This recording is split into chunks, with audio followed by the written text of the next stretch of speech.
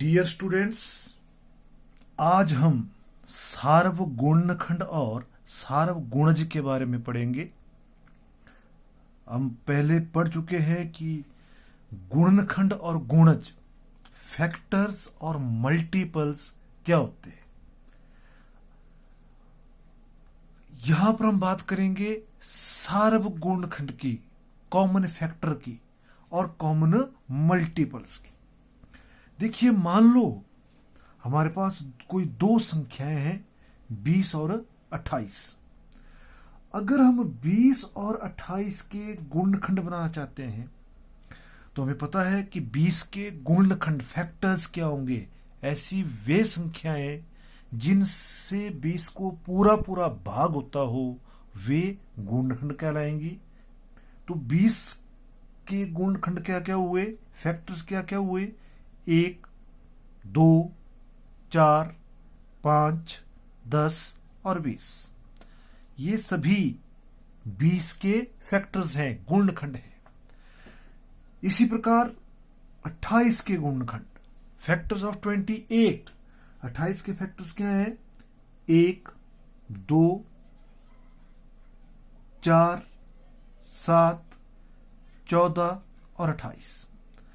अब इन दोनों फैक्टरों में हम के 20 और 28 के जो फैक्टर्स हमने बनाए उसमें हम देखेंगे कि ऐसे वो कौन कौन सी संख्याएं हैं जो 20 की भी फैक्टर है और 28 की भी फैक्टर है।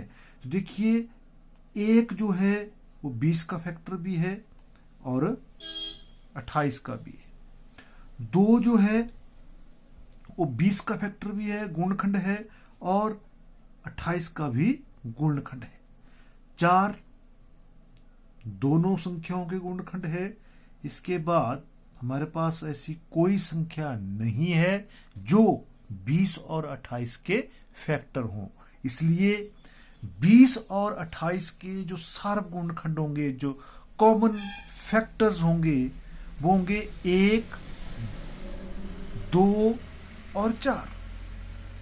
कोई भी संख्या, आपके पास कोई संख्याएं दी है, उन संख्याओं के आप फैक्टर्स निकालिए और जो कॉमन फैक्टर होंगे, जो दोनों संख्याओं के सेम फैक्टर होंगे, वो इसके क्या होंगे? कॉमन सार्वगुणनखंड होंगे, कॉमन फैक्टर्स होंगे।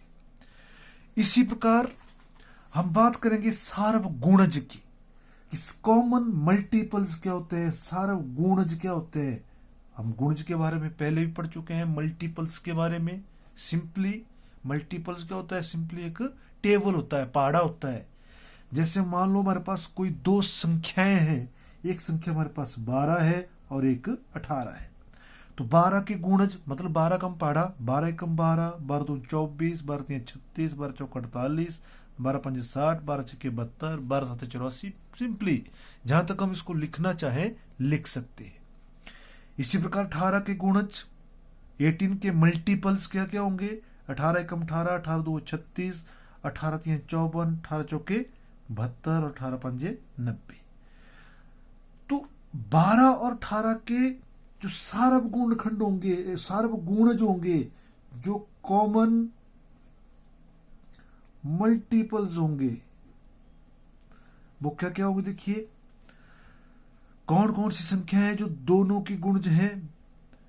यहां 12 है तो यहां 12 नहीं है, 24, 36। देखिए, एक 36 है जो दोनों संख्याओं के गुणज है। फिर एक 72 है जो 18 का भी गुणज है और 12 का भी गुणज है। हम जितने मर्जी गुणज लिख सकते हैं, पहाड़ा बढ़ाते जाइए। जैसे जैसे आपके मल्टीपल्स बढ़ते जाएंगे वैसे वैसे आपके कॉमन मल्टीपल्स भी बढ़ते जाएंगे। तो 12 और 18 के जो कॉमन मल्टीपल्स होंगे, 12 और 18 के जो गुणज होंगे, वो होंगे 36, 72 एंड सो ऑन। आगे भी हो सकते हैं। सार्वगुणज के बाद हम बात करेंगे सह अभाज्य संख्याएं क्या होती हैं, को प्राइम नंबर्स क्या होते हैं। जैसे मान लीजिए हमारे पास दो संख्याएं हैं, एक संख्या हमारे पास 18 है और दूसरी 35 है, 18 एंड 35। तो 18 के जो फैक्टर्स होंगे वो क्या क्या है? 1, 2, 3, 6, 9 और 18। ये सारे क्या है? 18 के फैक्टर्स हैं। और 35 के फैक्टर्स क्या है? 35 के गुणनखंड क्या है? 1, 5, 7 और 35।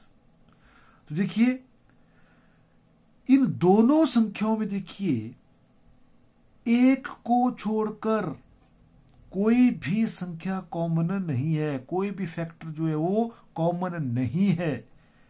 तो ऐसी संख्याओं को हम सह अभाज्य संख्याएं कहते हैं, को प्राइम नंबर कहते हैं। तो दो संख्याएं जिनमें केवल एक ही सार्वगुण खंड होता है सह अभाज्य संख्याएं कहलाती है। ऐसी संख्याएं जिनके केवल एक ही सार्वगुण खंड है, देखिए जैसे हमने 18 और 35 की बात की, तो एक्सरसाइज जो 3.4 होगी वो पूरी की पूरी सार्वगुण गुणनखंड और गुणज और सह अभाज्य संख्याओं पर आधारित है। तो एक्सरसाइज 3.4 को पूरा कीजिए और सार्वगुण खंड और सार्वगुणज बनाइए और सभी प्रश्नों को हल करें।